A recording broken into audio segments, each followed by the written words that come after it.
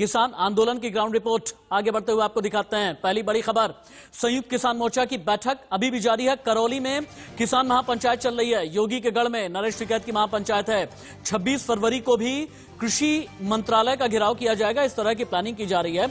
यानी एक के बाद एक अपनी स्ट्रैटेजी में जितने भी किसान हैं वो परिवर्तन करते चले जा रहे हैं। योगी के गढ़ पूर्वांचल में नरेश टिकैत की किसान महापंचायत है, ये अभी की बड़ी खबर है। अयोध्या में नरेश टिकैत ने रामलला के दर्शन किए। हनुमानगढ़ी में नरेश टिकैत पर फूल बरसाए गए। थोड़ी ही देर में बस्ती में भी नरेश टिकैत की महापंचायत है। अयोध्या की तस्वीरें हम दिखा रहे हैं, जहां पर भारतीय किसान यूनियन के राष्ट्रीय अध्यक्ष नरेश टिकैत पर फूल बरसाए गए हैं।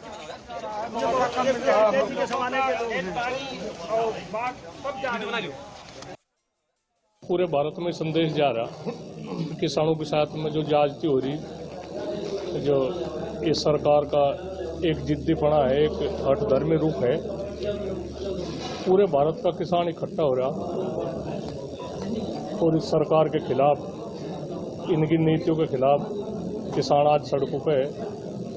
नहीं, धरना तो चल रहा, धरना तो सरकार की जिम्मेदारी है। इसे कितना लंबा खींचे, बात तो कुछ ज्यादा नहीं है, कोई बात नहीं है, कोई इतनी ज्यादा बात नहीं कि भाई जिससे कोई सरकार को काफी मुश्किल में पड़ना पड़े। कोई दिक्कत नहीं।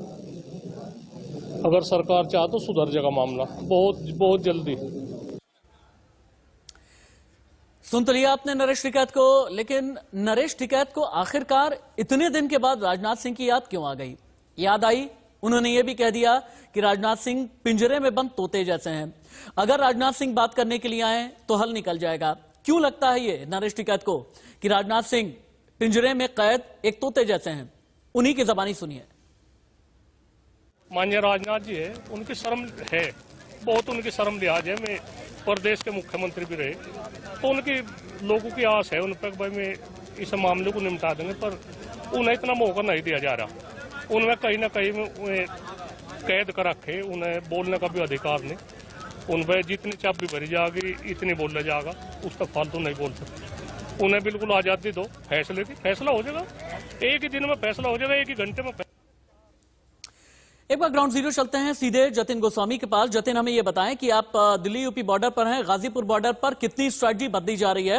हालांकि नरेश टिकैत ने भी यह फैसला किया है कि यूपी के अलग अलग जिला पंचायतों में जाएंगे, यूपी के अलग अलग खाप तक जाएंगे, यूपी के अलग अलग गांव तक जाएंगे। हरियाणा का रुख किए हुए हैं राकेश टिकैत, यूपी को थामा हुआ है नरेश टिकैत ने।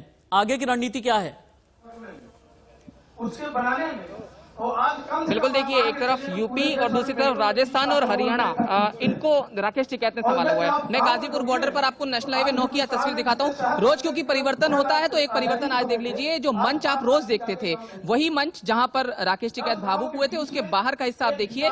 यहाँ पर तिरपाल लगा दिया गया है ताकि जो धूप है वो सीधे तौर पर ना पड़े, क्योंकि देखिए एक तरफ रोड गर्म हो रहा था, तो दूसरी तरफ आसमान से जो धूप आ रही थी वो काफी ज्यादा परेशान कर रही थी। तो ये मुख्य एक स्पेशल जो टेंट है वो लगाया गया है, जो वाटरप्रूफ भी है और साथ ही साथ ये गर्मी से भी बचाएगा। सामने वो मंच आप देख रहे हैं जहां से संबोधन चल रहा है। रणनीति बदल रही है, मैंने लगातार बताया, तो वो सीधे किसान से बोल लेते हैं, क्योंकि ये भी एक बात है कि युवाओं को कहा जा रहा है कि आप वहां पर जाकर अपना इस्तेमाल कीजिए, वहां पर अपना दिमाग का इस्तेमाल कीजिए, क्योंकि गांव में भी जरूरी है उनका जाना। युवाओं को वापस जाने के लिए क्यों कहा गया?